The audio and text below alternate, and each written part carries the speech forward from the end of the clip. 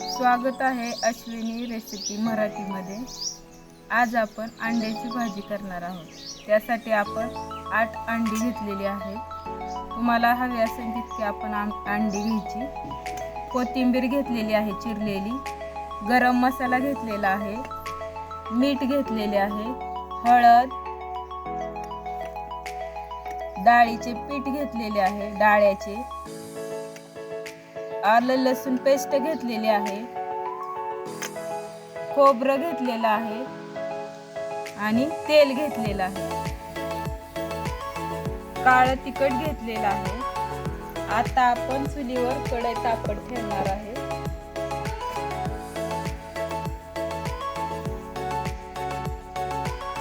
त्यामध्ये आपण पाणी ओतायचे आहे।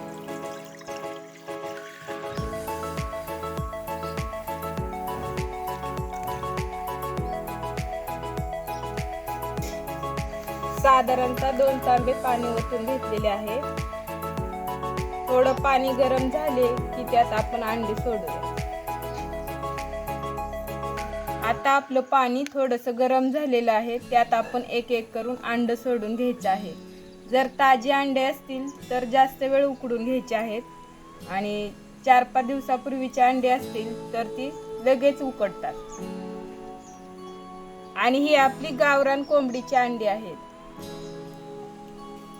यावर आपण आता झाकण ठेवून घेऊया आणि अर्धा तास उकडत ठेवूया। अर्धा तासात ही अंडी उकडतात। आता आपण कढईवरचे झाकण काढून घेऊया।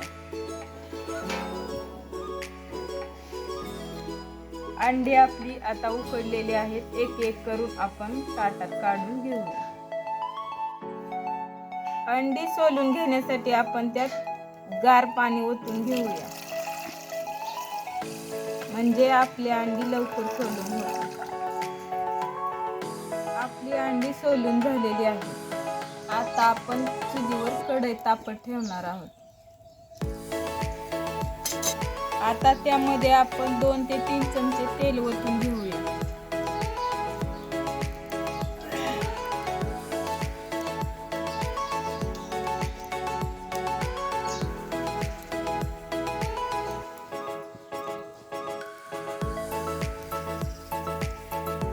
त्यामध्ये सुरुवातीला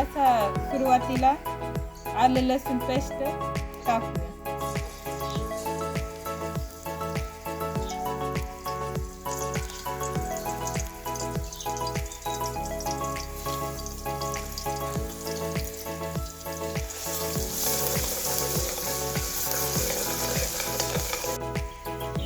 खोबरं टाकून घेऊया।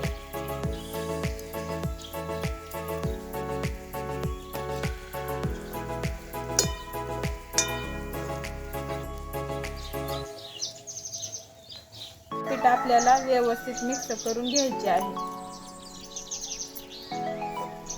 आपल्याला पाहिजे एवढे टाकायचे आहे। घट्ट भाजी करायची असेल तर जास्त टाकायचे। आता हे सर्व व्यवस्थित मिक्स झालेले आहे। डाळ्याचे पीठ आपल्याला हवे तितके टाकायचे आहे। घट्ट भाजी हवी असेल तर जास्त टाकायचे आणि पातळ भाजी हवी असेल तर कमी टाकून घ्यायची। आता आपण यामध्ये गरम मसाला टाकून घेऊया। काळं तिखट टाकून घेऊया।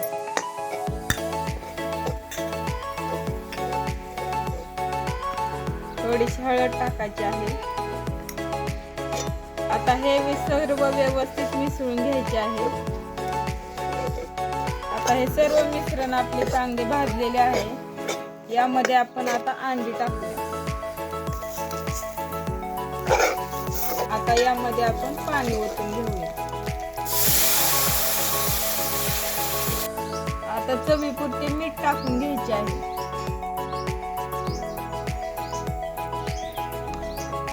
बारीक चिरलेली कोथिंबीर आपण अशी वरून टाकून घ्यायची आहे।